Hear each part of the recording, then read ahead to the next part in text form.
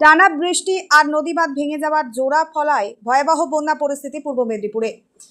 জেলায় বিভিন্ন প্রান্তে হু হু করে ঢুকছে জল। আর এবার সেই জল যন্ত্রণার ছবি ধরা পড়ল খোদ জেলা সদর তমলুক শহরেও। তমলুক পুরসভার ৮ নম্বর ওয়ার্ডে হাঁটু সমান জলে ডুবে রয়েছে রাস্তাঘাট। জল ঢুকেছে বহু বাড়িতেও।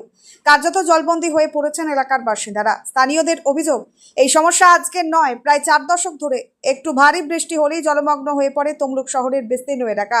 জনপ্রতিনিধি থেকে প্রশাসন বারবার জানানো হলেও স্থায়ী সমাধান হয়নি বলেই অভিযোগ এলাকাবাসীর। বাসিন্দাদের প্রশ্ন, সরকার বদলেছে, জনপ্রতিনিধি বদলেছে, কিন্তু কেন বদলালো না তমলুকের জল যন্ত্রণার ছবি? এবার প্রশাসনের কাছে একটাই দাবি, সাময়িক জল সরানো নয়, দীর্ঘদিনের এই নিকাশি সমস্যার স্থায়ী সমাধান চাই। কবে শেষ হবে 42 বছরের জল যন্ত্রণা? সেই প্রশ্নই এখন তমলুকবাসীর মুখে মুখে। মানে এরকম যদি টানা বৃষ্টি হয় সেক্ষেত্রে রাত্রে কোথায় যাবেন? কারণ এখানেই থাকতে হবে, যাবো কোথায়? আর বর্ষায় বেরিয়েই বা যাবো কি করে? বাচ্চাদেরকে নিয়ে ওখানেই থাকতে হবে, উপরে কিছু থাকতে ব্যবস্থা করতে হবে। রাজ্যের সরকার তো পালাবদল হয়েছে, কি আশা করেন? এবারে পালাবদল হয়েছে, আশা করি যায় এই বছর কিছু একটা পরিবর্তন হবে। আশা করা যায় এইবারে পৌরসভা নতুন কিছু সিস্টেম এলে আশা করা যায় একটু ভালো কিছু হবে নতুন সরকার। আপনার নাম? আমার নাম শান্তনু। উপায় নেই, এটা বারবার এখনো অনেকটা ব্যাপার কি জলটা বৃষ্টি থেমে গেলে জলটা গড়িয়ে যায়, বাট যেমন কি তেমনই আছে। জল বাড়িতে ঢুকে যাচ্ছে, বাইক ফাইক যখন যায় পুরো বাড়িতে জল ঢুকে যায়। কি করার নেই, এই পরিস্থিতি। সরকার যেই আসুক না কেন এখনো সেভাবে কোনো উন্নত ভাবে দেখায় না। আমার তো মোটামুটি 42 বছর হয়ে গেল, 42 বছরেই এইভাবেই দেখছি, এই পরিস্থিতির মধ্যেই কাজ করছে।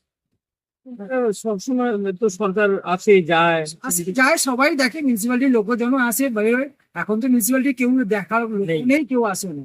তবুও ভোটের আগে মোটামুটি পরিষ্কার করেছিল বলে জলটা গড়িয়ে যাচ্ছে, বুঝছিলেন? এই আছে এর জন্য কি একটা প্লাস্টিকও দায়ী হতে পারে, সেটা প্লাস্টিক তো অবশ্যই, কারণ ড্রেনে এমনি সিচুয়েশন জল গড়ার মতো জায়গা নেই।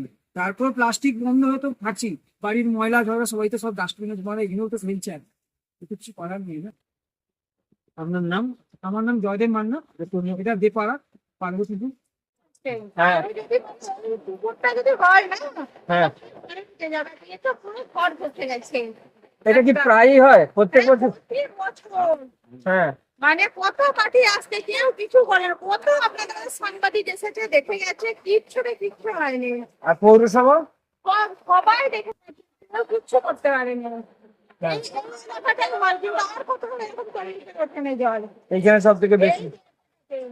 দেখুন গাড়ি বেশি যাচ্ছে একদম। আপনার খাওয়া দাওয়া বাজার? বাজার করে নিচ্ছি বলে তো আর আজকে তো স্কুলে যেতে পারেন এই জন্য। স্কুলটা বন্ধ থাকবে।